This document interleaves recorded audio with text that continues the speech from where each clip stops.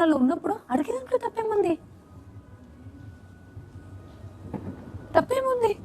ఆయన ఎప్పుడైతే నేను అవ్వాలి, నేను కూడా దానికి ట్రై చేస్తున్నాను అనగానే ఇమీడియట్‌గా నేను వదిలేసా.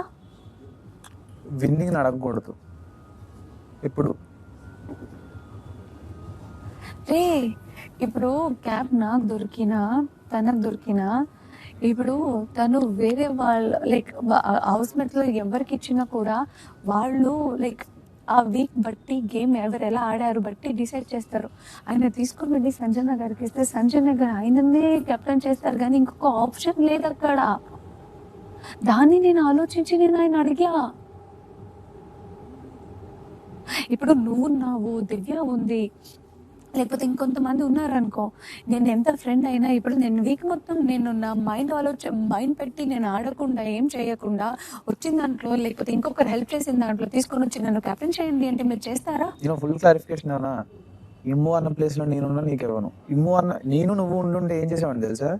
ఎవరికి ఇచ్చేవాడిని తెలుసా? రమ్యకి ఇచ్చేవాడిని క్యాప్ తీసుకెళ్ళి, ఈయన కెప్టెన్ అవ్వడానికి కోసం. Okay, that's your game. నేను ఏమంటున్నానంటే ఇప్పుడు నేను ఒక వర్డ్ తనకు పెట్టేదంటూ తప్పేముంది అని నేను అంటున్నా. అదే చెప్తున్నా, అందరికీ ఒకలాగా రీచ్ అవ్వదు కదా. నేనే చెప్పాను నీ దగ్గరికి వచ్చి, అడగద్దు నువ్వు ఫైట్ చేయని చెప్పి. నీ గురించి అన్నీ తెలిసినోడిని నేనే అన్నానంటే, నేనే అడగద్దు అన్నానంటే నువ్వు అర్థం చేసుకో.